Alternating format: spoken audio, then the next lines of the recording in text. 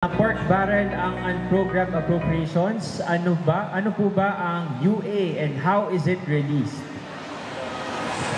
Okay, parang wala naman sa speech ko yan Kasama ba yan sa theme? Totoo po ba na pork barrel? No, it's not true.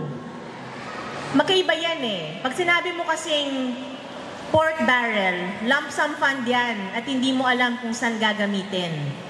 So, ibig sabihin, meron kang isang malaking bulto ng pondo na binibigyan mo ng, in layman's terms I am trying to, medyo technical kasi, pero I'm trying my best to laymanize it so all of you can understand. Pag sinabi mong pork barrel, para ka nagbibigay ng isang bulto ng pondo sa mga politiko at malaya silang gamitin yan kung saan nila gusto. Unprogrammed appropriations isn't like that.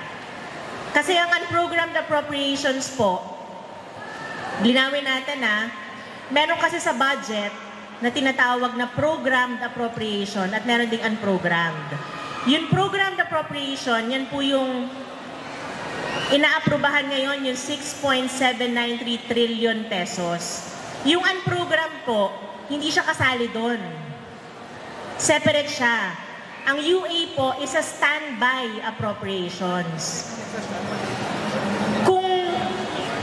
Natuloy ako kasi baka natatechnikalan sila. So, ganito siya. Yung unprogrammed appropriations, technically, wala pa sa atin yan. Wala pang pondo yan ngayon. Magkakaroon lang ng pondo ang unprogrammed appropriations kapag meron tayong excess revenue. Kunyari sa bahay nyo, di ba pag nagbabudget kayo, sabihin ng nanay nyo, ito yung kikitain natin for the entire year. Ito yung mga i-prioritize nyo kung ano yung mga gusto nyong bilhin at ano yung kailangan nating gastusan for this entire year. Pero, kapag nagkaroon ng excess na bonus si papa nyo o si mama nyo, mabibili natin tong mga ganitong project. Parang ganon yung concept ng unprogrammed. Pero, nakalista pa rin kung ano yung mga purposes niyan, kung saan siya gagamitin.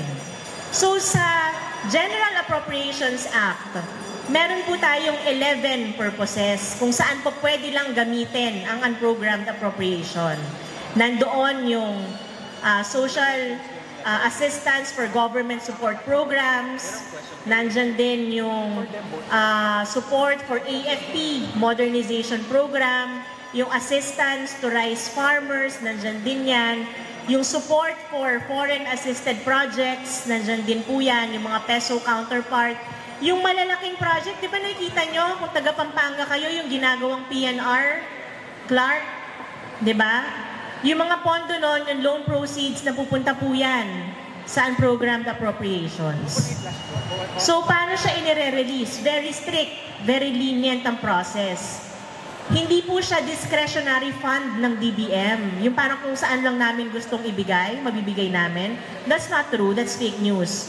Kasi, tandaan po ninyo, ang DBM hindi po nagre-release ng pondo na hindi nag-emanate from the department secretary concerned.